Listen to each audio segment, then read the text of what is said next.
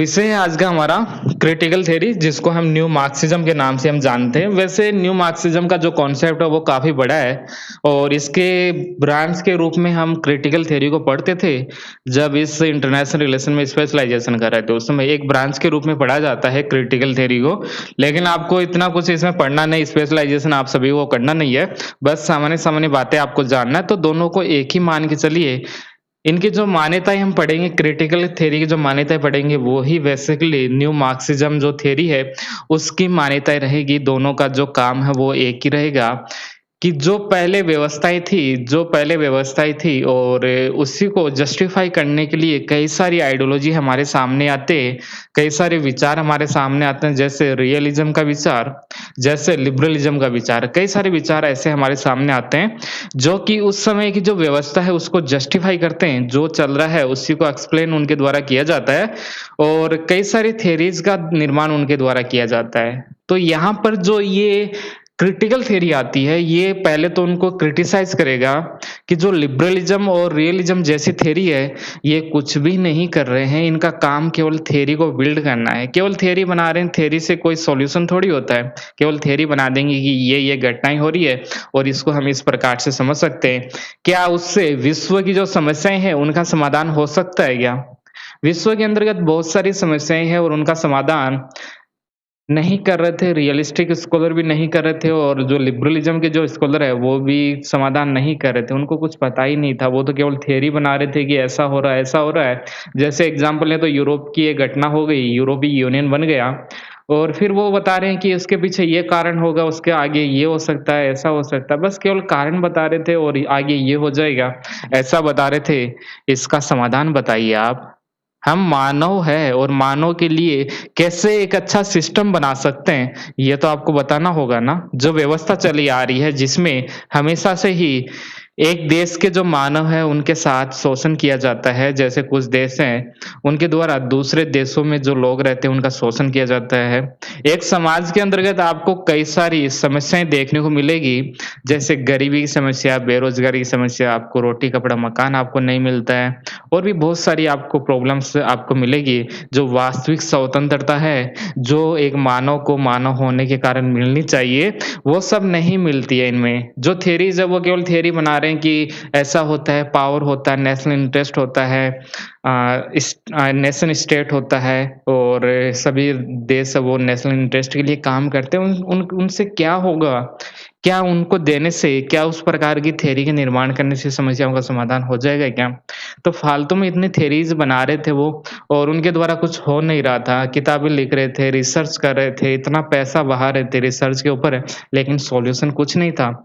वो केवल वो ही बता रहे थे जो समाज में चल रहा है। कुछ अलग बताइए, समस्याएँ बहुत सारी है। केवल समस्या नेशन स्टेट ही थोड़ी है, केवल नेशनल इंटरेस्ट, पावर ये थोड़ी हमारी समस्याएँ हैं। हमारी समस्या तो बहुत सारी है। एक समाज को हम बेहतर कैसे बनाएँ? कैसे मानव की जो आवश्यकताएँ हैं उसको हम पूरी कर सकें? कैसे मानव और मानव के द्वारा एक मानव का दूसरे मानव के द्वारा जो शोषण किया जाता है, उससे हम कैसे बाहर निकलें? कैसे पूंजीवादी जो देश है, जितने भी पूंजीवादी देश हैं उनके द्वारा जो शोषण किया जाता है, उससे कैसे हम बाहर निकलें? कैसे इस सिस्टम को हम चेंज करें? ओके, तो इस प्रकार की बातें यहाँ पर क्रिटिकल थ्योरी के द्वारा की जाएगी। पहले क्रिटिकल थ्योरी के अंतर्गत उसका क्रिटिसिज़्म किया जाएगा, आलोचना उनकी की जाएगी कि रियलिस्टिक जो स्कॉलर है उनका क्या काम है, आखिर उनके आने का क्या कारण है, वो वास्तव में बताएँगे। और वो ये भी बताएँगे कि लिबरलिज़्म आखिर क्यों आया? क्या वो व्यवस्था को सही ठहराते? जो सिस्टम चल रहा था, क्या वो उसको जस्टिफ़ाई कर रहे थे? क्या इसलिए वो थ्योरीज़ आई? उनको बहुत डिटेल से वो बताएँगे। एक-एक करके हम समझेंगे कि इसमें हम क्या-क्या करेंगे, ओके? तो इस क्रिटिकल थ्योरी में हमें क्या-क्या पढ़ना है? सबसे पहले हम क्रिटिसिज़्म करेंगे लिबरलिज़्म का और लिबरलिज़्म के साथ में जो यथार्थवाद है, रियलिज़्म है, उसका भी हम क्रिटिसिज़्म करेंगे सबसे पहले। उसके बाद में हम देखेंगे जितनी भी थ्योरीज़ है, उनका उद्देश्य क्या है? जो यथार्थवाद और उदारवाद जैसी थ्योरीज़ बनी, आखिर उनका पर्पज़ क्या था? उसके बनाने का उद्देश्य क्या था? कहीं पूंजीपति देशों का ये साजिश तो नहीं था? क्या ये अमेरिका और यूरोपीय देशों की एक बड़ी साजिश तो नहीं थी कि वो जो व्यवस्था चल रही है, उसको जस्टिफ़ाई करे? तो उसके पीछे जो रीज़न है, उसको जानने का वो प्रयास करेंगे। तो जो भी रीज़न है, ये थ्योरीज़ क्यों दी गई? इ इसका वो आंसर ढूँढेंगे, आखिर इन थ्योरीज़ को बनाया ही क्यों गया? इनको बनाया ही क्यों गया? इनके पीछे जो जो पावर स्ट्रक्चर छुपा हुआ है, वो इसको खोज करेंगे, डिस्कवर करेंगे कि आखिर ये जो थ्योरीज़ दी जा रही है, इनके देने का क्या कारण है? ये हमें यहाँ से देखने को मिलेगा और वो आगे बताएँगे, ये जो भी सिद्धांत है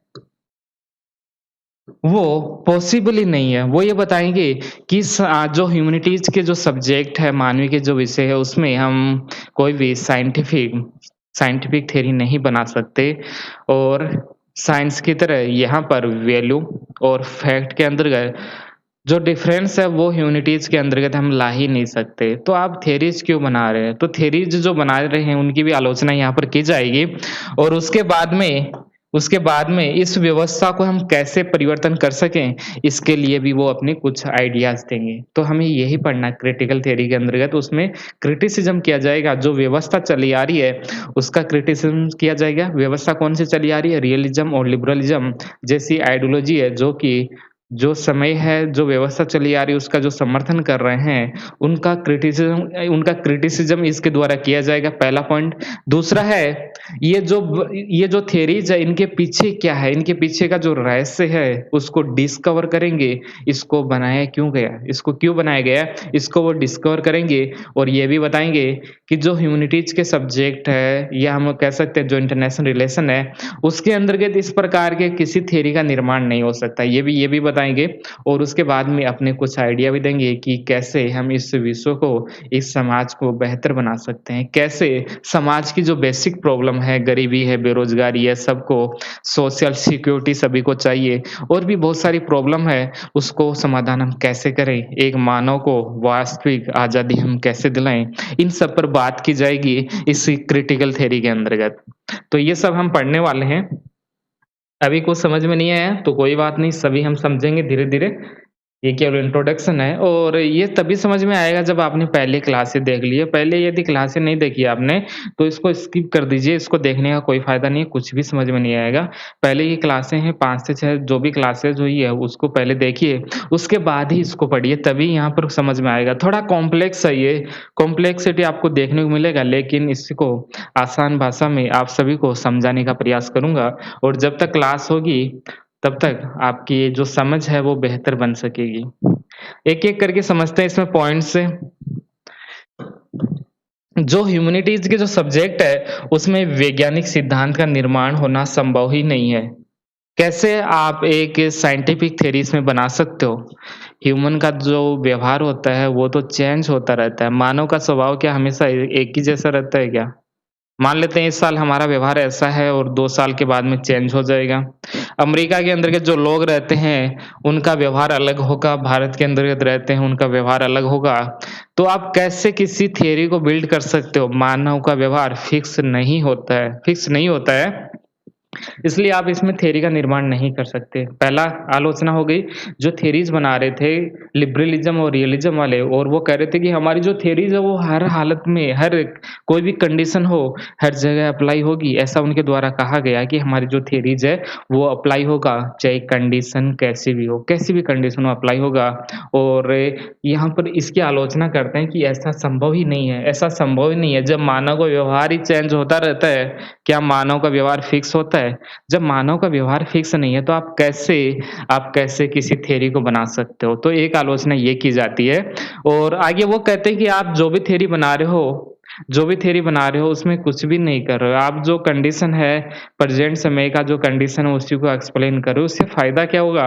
आपके द्वारा इस प्रकार की थ्योरी को आपको बनाना होगा जिससे जिससे जो समस्याएँ हैं हमारी मानव की जो समस्याएँ हैं, उनका समाधान हो सके।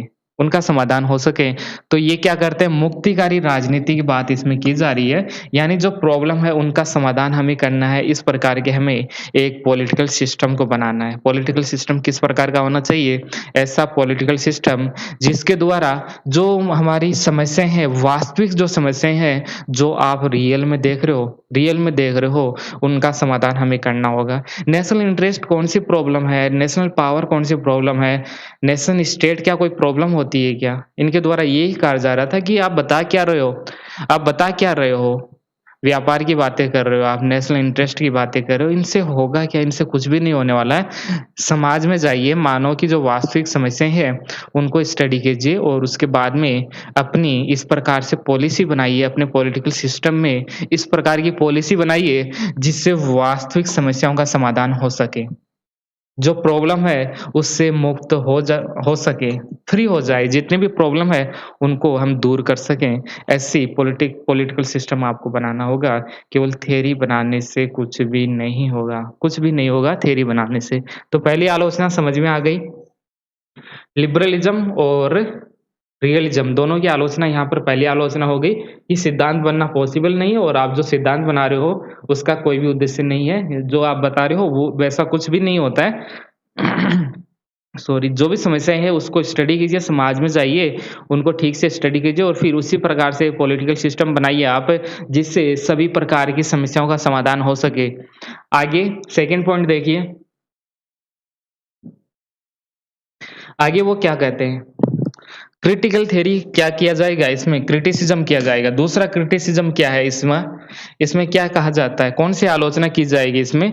तो दूसरी आलोचना हो गई, जो लिबरलिज़्म है और रियलिज़्म है, उसके द्वारा केवल और केवल वर्तमान व्यवस्था को जस्टिफ़ाई किया जाता है। वर्तमान व्यवस्था को जस्टिफ़ाई किया जाता है। इस पॉइंट को समझिए, बहुत ध्यान से समझिए इस पॉइंट को, कि वर्तमान जो व्यवस्था है, उसी को जस्टिफ़ाई किया जाता है एक आइडियोलॉजी के द्वारा, और इनके द्वारा भी ऐसा ही किया गया। पॉइंट समझिए, एग्ज़ाम्पल हम ले सकते हैं। एग्ज़ाम्पल आप समझिए, अमेरिका का हम एग्ज़ाम्पल लें और जितने भी ये थियरीज़ है, अमेरिका से जुड़ी हुई है, तो हम एग्ज़ाम्पल भी अमेरिका का ही लेंगे। तो सबसे पहले रियलिज़्म को समझिए, रियलिज़्म के द्वारा कैसे उस समय की जो जो व्यवस्था चली आ रही थी, उसको जस्टिफ़ाई कैसे किया जाता है कि जो व्यवस्था चली आ रही है, वो ठीक है।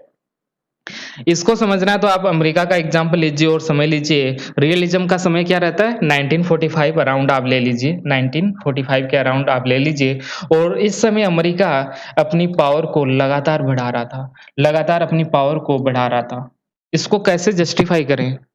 अमेरिका अपनी पावर को बढ़ा रहा था, न्यूक्लियर बम उनके पास में आ गए थे, उसको जस्टिफ़ाई कैसे करें? और उसको जस्टिफ़ाई करने के लिए ही मॉर्गन थ्यू जैसे स्कॉलर आते हैं और वो कहते हैं, पावर होना ज़रूरी है, प्रत्येक राष्ट्र के लिए अपनी पावर को बढ़ाना ज़रूरी है, क्योंकि प्रत्येक राष्ट्र के लिए नेशनल इंटरेस्ट ही सब कुछ है, प्रत्येक राष्ट्र के लिए स्टेट ही सब कुछ है। ऐसी बात उनके द्वारा कही जा रही थी।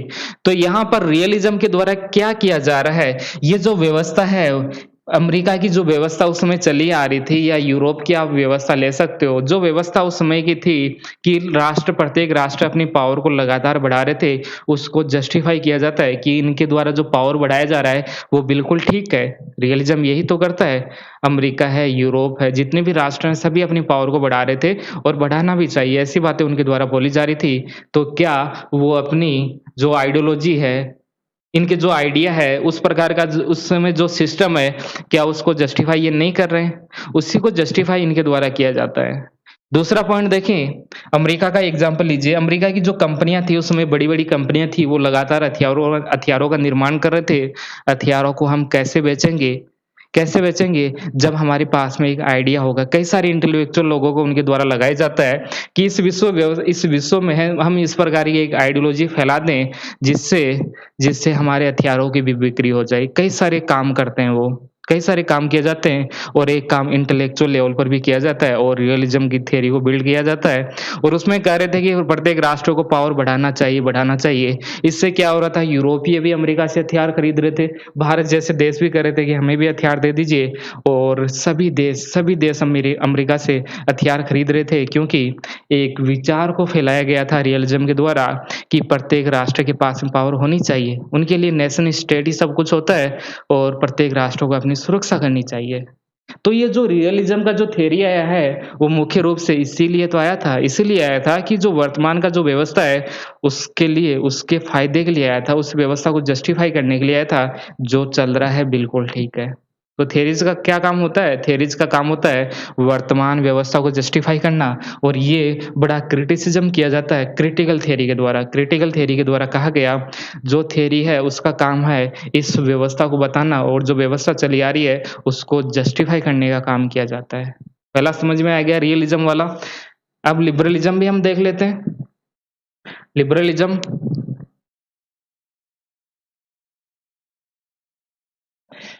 लिबरलिज़्म के अंतर्गत व्यापार सबसे महत्वपूर्ण है और व्यापार कौन करेगा? पूंजीपति। आप और हम थोड़ी व्यापार करेंगे। जो पूंजीपति लोग हैं, उन्हीं के द्वारा व्यापार किया जाएगा और इन्हीं को फ़ायदा हो रहा था। सबसे जो ज़्यादा जो फ़ायदा है, वो इन्हीं को हो रहा था। और जो नियम थे, वो भी इन्हीं के अनुसार बना रहे थे। ये जैसा चाहते, उसी प्रकार से ये नियम बना रहे थे। ये लगातार डब्ल्यूटीओ को बना रहे थे, ये आईएमएफ का निर्माण कर रहे थे और डब्ल्यूबी वर्ल्ड बैंक भी ये बना रहे थे। तो ये जो सिस्टम उस समय चल रहा था यूरोप और अमेरिका में, इसको जस्टिफ़ाई किया जाता है लिबरलिज़्म की आइडियोलॉजी के द्वारा। लिबरलिज़्म का जो कॉन्सेप्ट है, उसके द्वारा इस सिस्टम को जस्टिफ़ाई किया जाएगा। इस सिस्टम को जस्टिफाई किया जाएगा कि ज़्यादा से ज़्यादा व्यापार हमें करना चाहिए और व्यापार करने से सभी राष्ट्रों को कंपैरेटिव प्रॉफ़िट होता है, कंपैरेटिव गेन होता है, तुलनात्मक रूप से सभी राष्ट्रों को लाभ होगा। ओके, तो ये सिस्टम क्यों लेके आए?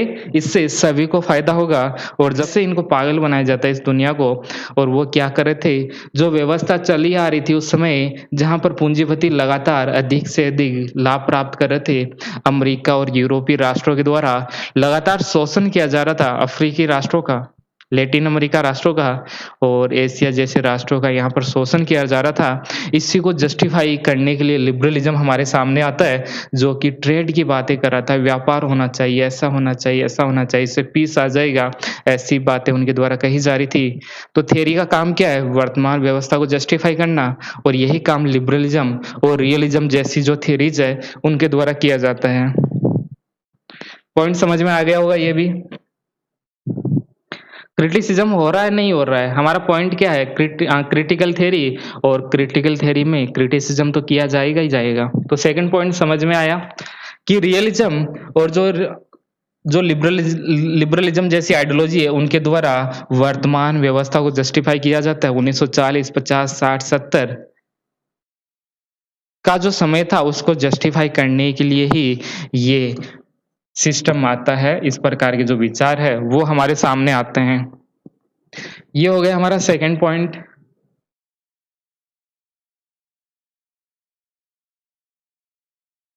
ये हमने अभी बात किया रियलिज्म, लिबरलिज्म की जो विचारधारा है, इनके वास्तविक उद्देश्यों को बताना। इनका वास्तविक उद्देश्य क्या है? उस समय की जो व्यवस्था है उसको जस्टिफाई करना और फिर उसको इस प्रकार से इनका क्रिटिसिज्म करना ही इस क्रिटिकल थ्योरी का मुख्य पर्पज़ होता है। ओके, तो ये इसका मेन थीम है, हमने मेन थीम देख लिया। अब हम देखेंगे कि इस प्रकार की व्यवस्था आखिर आई कैसे? ऐसी कौन-सी स्कूल थी जिन्होंने क्रिटिकल थ्योरी को डेवलप किया या यहाँ के जो स्कॉलर है, क्रिटिकल थ्योरी से जुड़े हुए स्कॉलर वो आखिर आए कहाँ से? और इस प्रकार के जो आइडिया है, वो उन्होंने कैसे दिए? किस प्रकार दिए? इसको देखिए आप। मेन थीम समझ में आ गया होगा कि क्रिटिकल थ्योरी में हमें पढ़ना क्या है आखिर। अभी हम फैक्ट भी देखेंगे, एग्ज़ाम के अकॉर्डिंग जो महत्वपूर्ण होगा वो सब भी देखेंगे। लेकिन सबसे पहले बेसिक्स तो पता चले कि आखिर होता है क्या क्रिटिकल थ्योरी। तो क्रिटिकल थ्योरी के द्वारा रियलिज़्म और लिबरलिज़्म जैसी आइडियोलॉजी है, जो विचार है, जो थ्योरीज़ है, उनकी आलोचना की जाती है और जो सबसे महत्वपूर्ण पॉइंट है। तो इस प्रकार का जो सिस्टम है, सिस्टम को एक्सप्लेन करने के लिए कई सारे विद्वान यहाँ से निकलते हैं फ्रैंकफर्ट स्कूल से। वो इस विश्व को समझना चाह रहे थे, आखिर ये विश्व है कैसा और इसमें कैसे काम किया जाता है। और इनमें एक ब्रांच है फ्रैंकफर्ट स्कूल में इंस्टीट्यूट ऑफ सोशल रिसर्च और इसी के अंतर्गत फ्रैंकफर्ट स्कूल बनता है। फ्रैंकफर्ट स्कूल बन गया था 1923 के अंतर्गत, जर्मनी के अंतर्गत।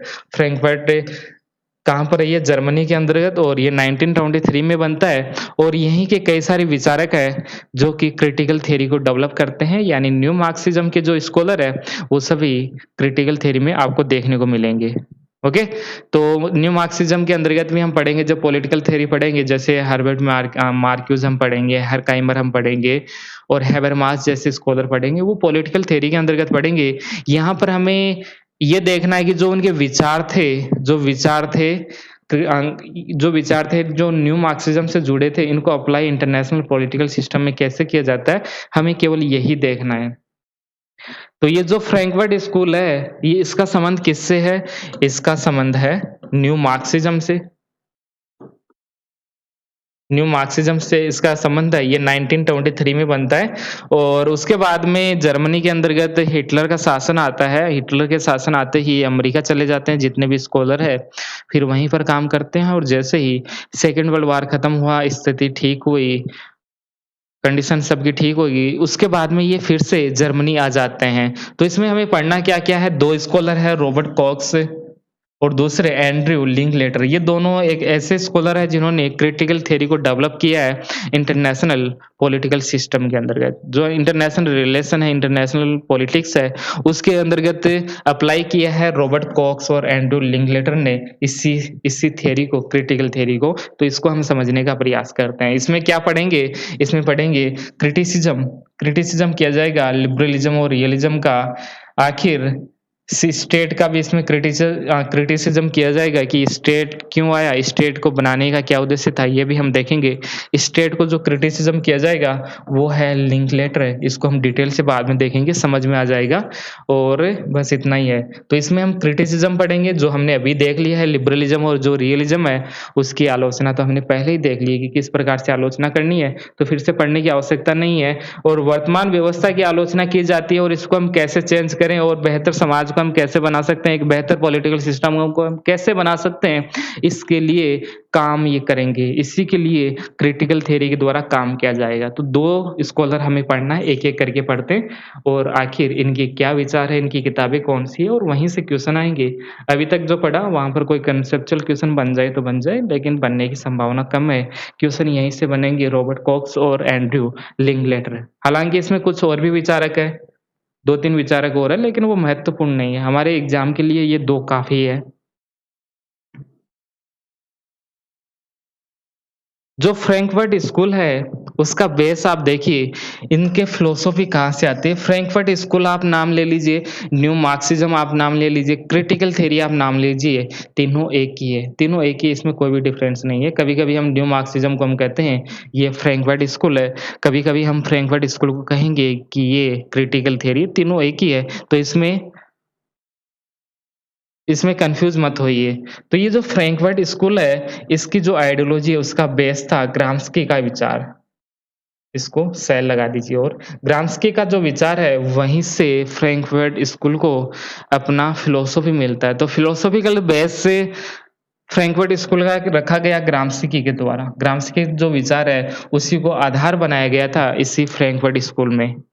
जो विचारक हम पढ़ेंगे, तो उन्होंने अपना आइडिया कहाँ से लिया? तो उन्होंने अपना आइडिया लिया ग्राम्स्की से, जो कि हमारे सब्जेक्ट में भी हम पढ़ेंगे भी इसको, ग्राम्स्की है, उनको हम पॉलिटिकल फ़िलॉसफ़ी के अंतर्गत पढ़ेंगे, जो वेस्टर्न फ़िलॉसफ़ी है, उसके अंतर्गत हम डिटेल से इसको कवर करेंगे। लेकिन अभी थोड़ा बेसिक देख लीजिए, आखिर ग्राम्स्की के कौन से विचार हैं और कैसे फ्रैंकफर्ट स्कूल के जो स्कॉलर्स थे, उन्होंने इसको अप्लाई किया है। तो ग्राम्स्की का विचार था आइडियोलॉजी का।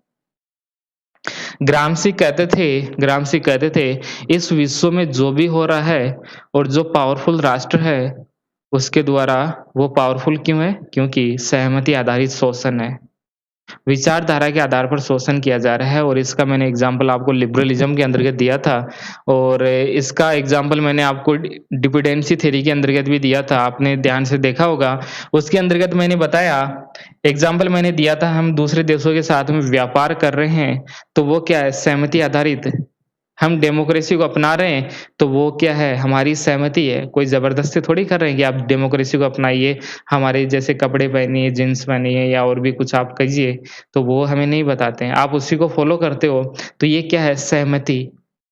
और ये सहमति कैसे आती है? ये जो सहमति आधारित जो शोषण किया जाता है, इस प्रकार का विचार कहाँ से आता है? तो वो आता है आइडियोलॉजी से। अमेरिका अपनी आइडियोलॉजी को फैलाएगा।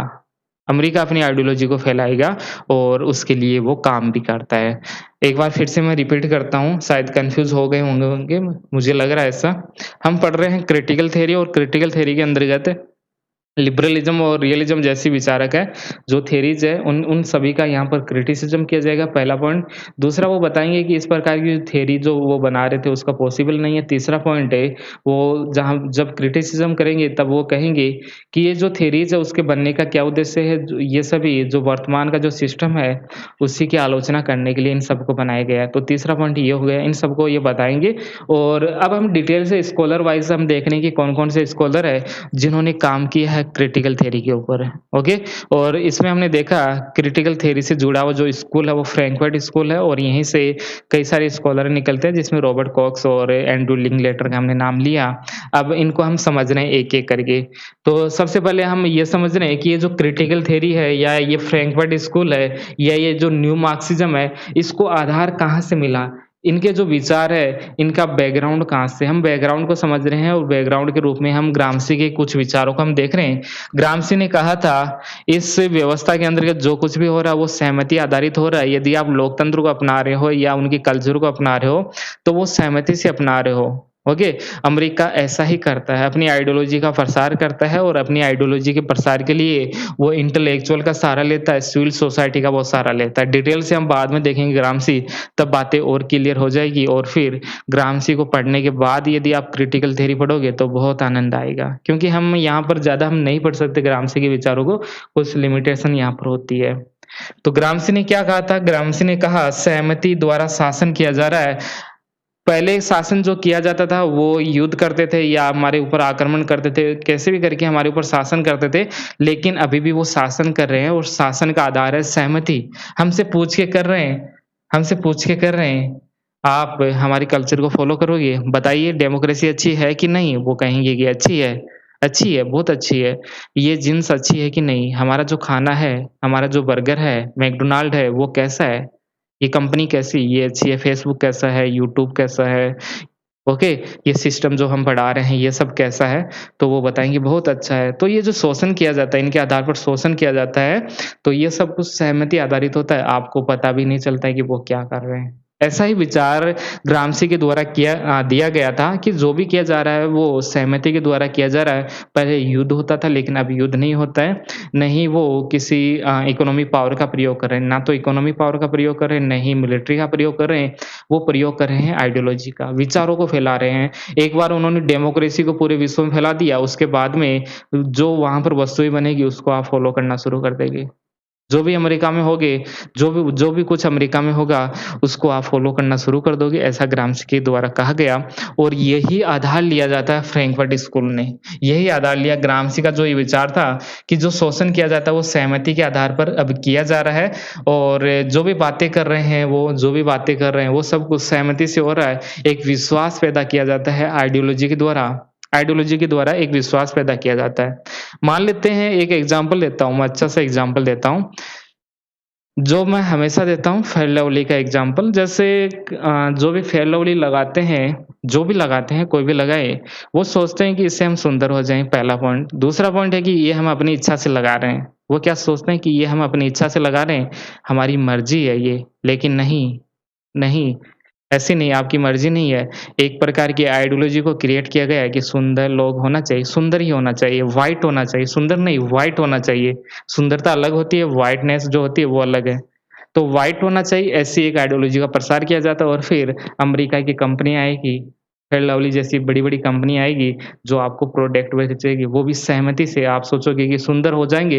उन्होंने पहले तो इस प्रकार का एक आइडिया लेके आए आपके पास में कि व्हाइट जो होते हैं, वो ही अच्छे होते हैं, व्हाइट होना चाहिए। प्रत्येक जो व्यक्ति नहीं मानव है, उसको व्हाइट होना चाहिए, इस प्रकार की एक आइडियोलॉजी हमारे सामने लेके आते हैं और फिर हम उसको फ़ॉलो करना शुरू कर देते हैं। ये सब कहाँ होता है? सहमति से होता है और ये सभी आइडियोलॉजी के द्वारा होता है। तो इस प्रकार का विचार फैलाया जाता है अमेरिका जैसे देशों के द्वारा, यूरोपीय देशों के द्वारा, शोषण करने के लिए और आप उसमें फँस के रह जाते हो। एक पूरा स्ट्रक्चर इस प्रकार से उनके द्वारा क्रिएट किया जाता है। तो ऐसा ग्रामसी ने कहा और फिर ग्रामसी कहते हैं कि यदि आपको इस सिस्टम से बाहर निकालना है, तो आपको भी एक ऐसा ही एक आइडियोलॉजी क्रिएट करनी होगी, एक ऐसी सिविल सोसाइटी आपको क्रिएट करनी होगी।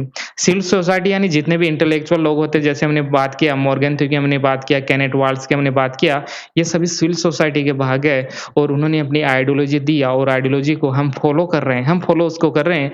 तो यहाँ पर ग्रामसी कहते हैं कि आपको भी इसी प्रकार की एक आइडियोलॉजी बनानी होगी।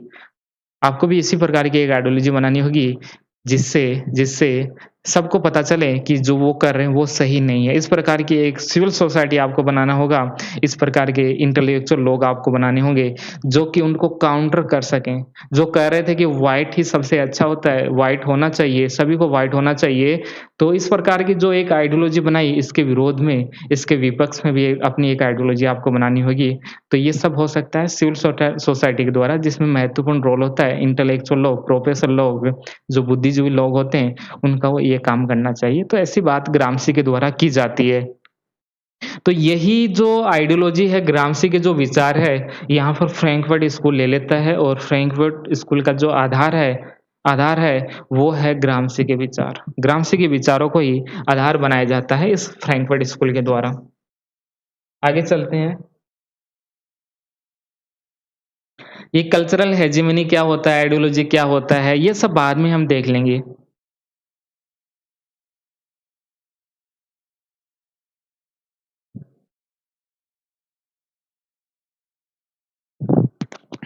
तो क्रिटिकल थ्योरी यहाँ पर क्या कहेंगे? सबसे पहले ये आलोचना कर दी है उन्होंने, इतनी सारी आलोचना कर दी, उसके बाद में ये कहेंगे कि जो ह्यूमन का जो सिक्योरिटी है, मानव ये मूल्य हैं, ह्यूमन के जो वैल्यूज़ है, ह्यूमन की जो सिक्योरिटी है, वो सबसे महत्वपूर्ण है। स्टेट क्या होता है, नेशनल इंटरेस्ट क्या होता है, नेशनल पावर क्या होती है, ये हमारे लिए महत्वपूर्ण नहीं है। ह्यूमन की जो सिक्योरिटी है, वो सबसे महत्वपूर्ण हमारे लिए है। ओके? और इसमें हम क्या-क्या का शामिल कर सकते हैं? जैसे गरीबी है, बेरोज़गारी है, स्वतंत्रता स्वतंत्रता वो नहीं, लिबर्टी उसकी बात नहीं की जा रही जो यूरोपियों ने या अमेरिकन्स ने जो डिफाइन किया था।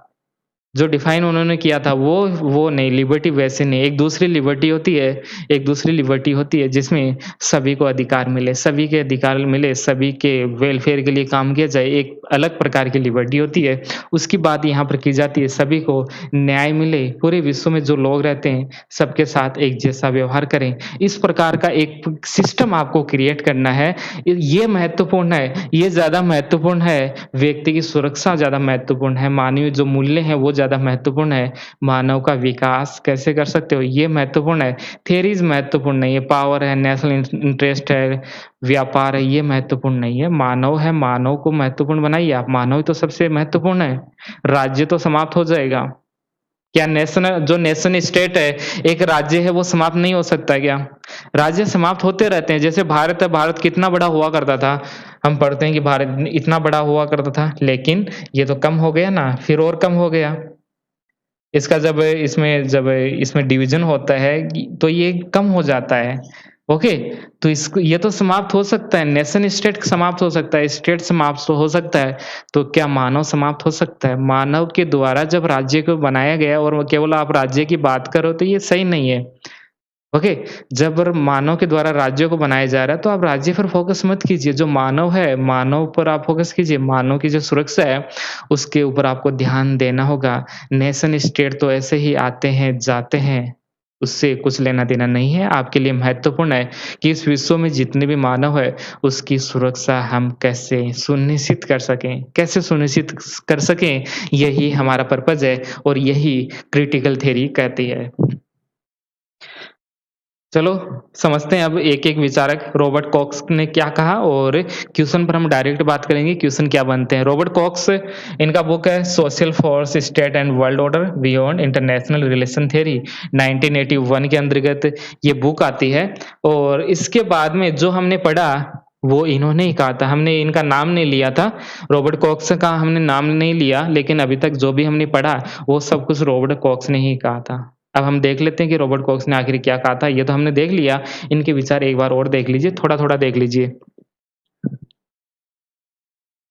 ये बुक है, ये बुक आपको ध्यान रहना है। ध्यान रखना है रॉबर्ट कॉक्स की कौन-सी बुक है और आगे वो कहते हैं कि कोई भी थ्योरी न्यूट्रल नहीं होती है, कोई भी थ्योरी न्यूट्रल नहीं है, थ्योरी के बनाने का उद्देश्य होता है और थ्योरी को जो देश बनाता है वो उसी के लिए काम करती है। जैसे रियलिज़्म को अमेरिकन्स ने बनाया, तो वो उसी के लिए काम करेगा, लिबरलिज़्म भी उन्होंने बनाया, तो वो अपने फ़ायदे के लिए थ्योरी का निर्माण कर रहे हैं। जितना भी आप इंटरनेशनल रिलेशन के अंतर्गत थ्योरीज़ पढ़ते हो, कंपैरेटिव पॉलिटिक्स में आप जो कुछ भी पढ़ते हो या आप पॉलिटिकल फिलॉसफी, पॉलिटिकल थियरी जो कहीं भी आप सब कुछ पढ़ते हो, वो सब उनके फ़ायदे के लिए बनाया गया है। आप सोचते हो हम भी इनको पढ़ रहे हैं, आप भी इसको पढ़ रहे हो कि इससे आपको फ़ायदा होगा। कुछ नहीं होने वाला इन सब से, वो सभी उनके फ़ायदे के लिए ही बनाया गया है। ये मैं नहीं कह रहा हूँ, ये बात कर रहे हैं रॉबर्ट कॉक्स। रॉबर्ट कॉक्स ऐसी बात कह रहे हैं कि जो कुछ भी बनाया गया है, वो उन्हीं के लिए बनाया गया है, कुछ भी न्यूट्रल नहीं है यहाँ पर।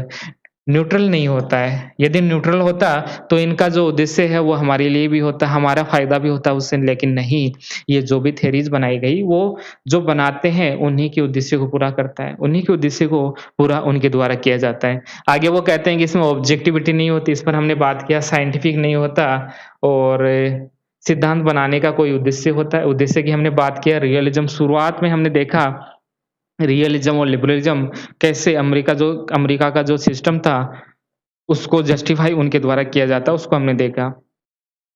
एग्ज़ाम्पल और देख लेते हैं फिर से, रॉबर्ट कॉक्स को नाम लेख के देख लेते हैं। एक विचार है पूंजीवाद का प्रसार करना, एक विचार है एक थ्योरी हमने पढ़ी, थ्योरी कौन-सी थी? इंटरडिपेंडेंसी, लिबरलिज़्म के अंतर्गत हमने देखा। आपको ध्यान है ना? तभी मैं बोला था यदि आपने पहले पढ़ा है, तो यही समझ में आएगा क्योंकि थोड़ा-सा कॉम्प्लेक्स है इसमें, जो आप सामान्यतः पढ़ते हो, ये थोड़ा-सा अलग है उससे। तो जो हमने एक थ्योरी पढ़ी थी, अंतर्निर्भरता, एक थ्योरी हमने पढ़ी थी और वो कह रहा था कि यदि 2 राष्ट्रों के बीच में व्यापार होता है, तो दोनों को ही लाभ होता है। अफ्रीका देशों को भी लाभ होगा और अमेरिका को भी लाभ होगा, अमेरिका को भी लाभ होगा। क्या वास्तव में ऐसा होता है? यदि वास्तव में ऐसा होता, तो अमेरिका और अफ्रीका दोनों देश बराबर नहीं हो जाते क्या? अफ्रीका की कंडीशन तो वैसी है जैसे पहले थी। 50 साल पहले भी अब अफ्रीका के देश ऐसे थे और आज भी आप देखोगे कई सारे देश ऐसे ही है, लेकिन अमेरिका ने तो कितना सारा विकास कर लिया। यदि वास्तव में सभी को फ़ायदा होता, तो क्या अफ्रीका देशों को इससे फ़ायदा नहीं होता? लेकिन हुआ क्या? कुछ नहीं। तो ये जो आइडिया लेके आए इंटरडिपेंडेंसी का, ये क्यों लेके आए? ये फैला रहे थे कैपिटलिज़्म को, अमेरिका जो देश है उसको फैलाना था अपना कैपिटलिज़्म और उसी के लिए वो कहते हैं कि सभी को फ़ायदा होगा, ज़्यादा से ज़्यादा व्यापार कीजिए, आप हमें रिसोर्सेज़ दीजिए, हम उससे वस्तुएँ बनाएँगे और जब मिल-जुल कर काम करेंगे तो व्यापार बढ़ेगा और व्यापार बढ़ने से सभी को फ़ायदा होगा। ऐसी बातें उनके द्वारा कही जा रही थी। तो ये जो थ्योरी बनाया उन्होंने इंटरडिपेंडेंसी का थ्योरी बनाया कि सभी एक-दूसरे पर अंतर्निर्भर है, सभी को फ़ायदा होता है, उसका पर्पज़ क्या था? पर्पज़ था उनके लाभ को प्राप्त करना, उनको फ़ायदा होना, उस प्रकार का जो सिस्टम है उसको जस्टिफ़ाई करना, उसी के लिए ये सब बनाया गया था और यही बात यहाँ पर कही जा रही है रॉबर्ट कॉक्स के द्वारा यानी फ्रैंकफर्ट स्कूल या क्रिटिकल थ्योरी यहाँ पर ऐसी ही बात कहती है।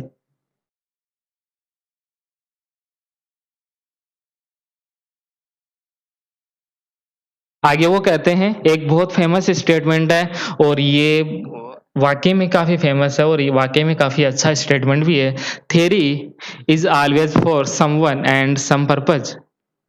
जो थ्योरी जब वो किसी के लिए बनाई जाती है और किसी न किसी उद्देश्य के लिए बनाई जाती है। किसी के लिए यानी किसी देश के लिए बनाई जाती है, किसी के लिए बनाई जाती है और उसका कोई न कोई उद्देश्य ज़रूर होता है। किसी उद्देश्य के लिए बनाई जाती है और हमने ये सब देख लिया है कि किस उद्देश्य से रियलिज़्म बना और किस उद्देश्य से लिबरलिज़्म बना। तो ये इनका फ़ेमस स्टेटमेंट है, ये भी आपको पता होना चाहिए। Theory is always for someone and some purpose.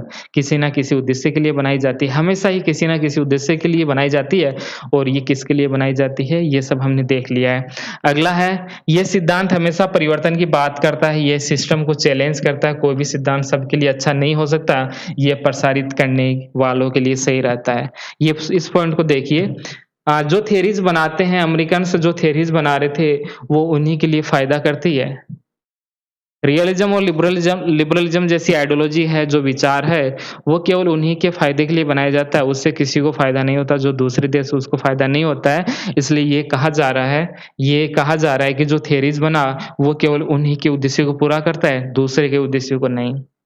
तो ये सिद्धांत जो हम पढ़ रहे हैं, ये जो हम सिद्धांत पढ़ रहे हैं क्रिटिकल थियरी का, ये हमें बताता है ये हमें बताता है कि हमेशा चेंज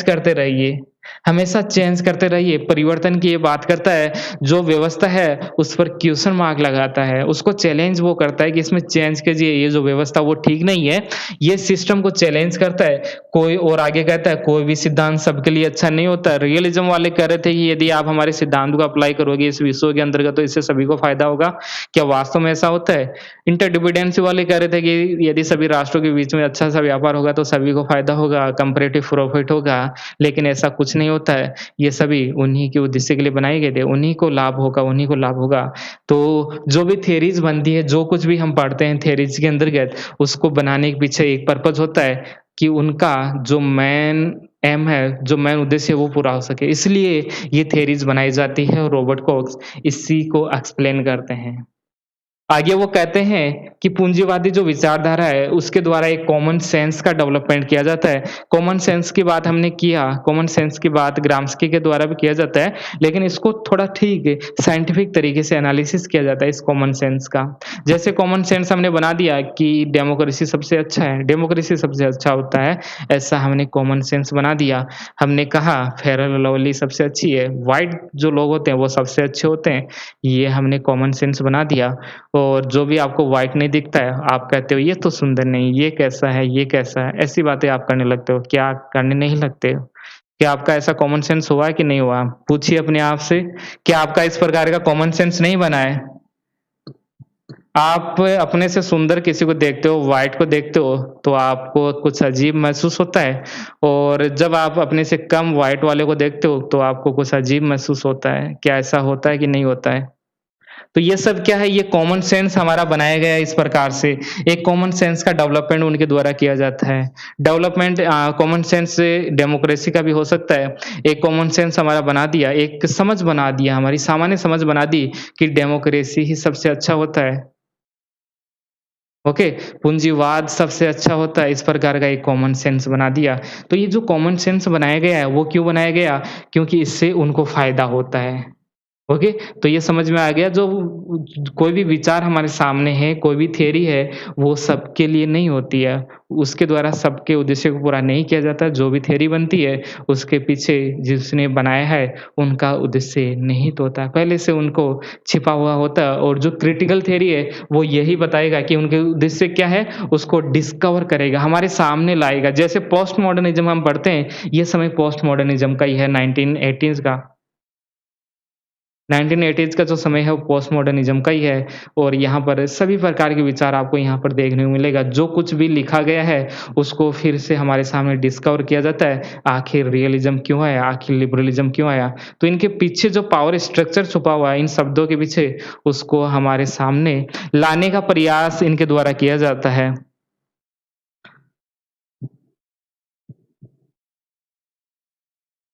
ये और देख लीजिए।